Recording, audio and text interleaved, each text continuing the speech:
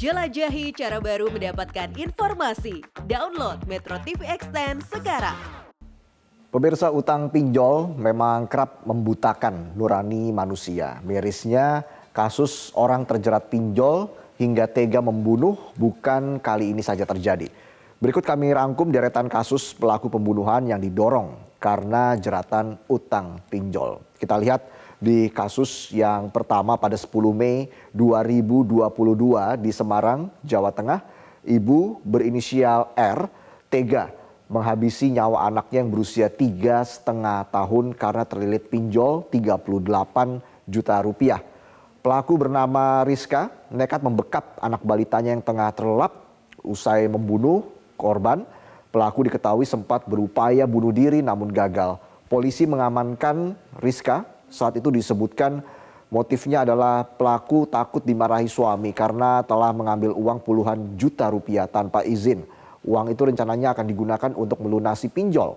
Pihak yang meminjam pinjol sebenarnya teman dari pelaku memakai identitas pelaku. Namun karena tidak pernah dibayar tagihannya, utang semula 12 juta membengkak mencapai 38 juta rupiah. Kita lihat ke kasus yang selanjutnya, pemirsa.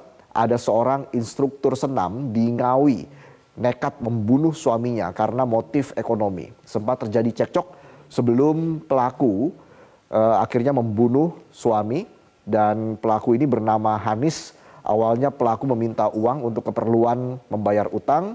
Pelaku sempat membuat pengakuan bohong yang menyebut suaminya meninggal akibat terjatuh di kamar mandi. Hanis dan suaminya sempat berpisah namun rujuk di 2019. Alasan perpisahan keduanya karena Hanis terjerat utang pinjol. Kasus ini sempat tidak dilaporkan polisi karena keluarga takut aib terbongkar. Namun akhirnya polisi membongkar makam setelah mencium adanya kejanggalan, ada sejumlah kejanggalan dalam kematian sang suami. Masih soal kasus pembunuhan gara-gara pinjol, pemirsa.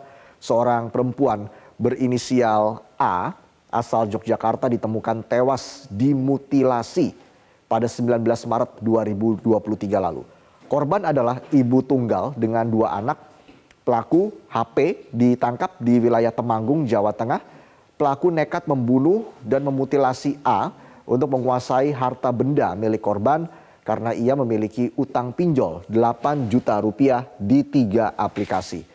Korban dan pelaku sebelumnya sudah saling mengenal melalui media sosial dan bahkan sudah berhubungan intim. Pelaku dijerat pasal tindak pidana pembunuhan berencana dengan ancaman hukuman seumur hidup hingga mati.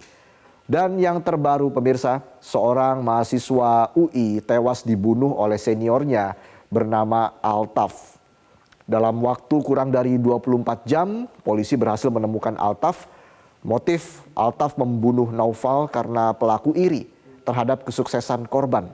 Altaf juga terlilit bayar sewa kos dan utang pinjol. Ada sejumlah barang korban yang dicuri seperti laptop MacBook, dompet, dan ponsel iPhone. Pelaku juga pernah berupaya menguras ATM dari korban.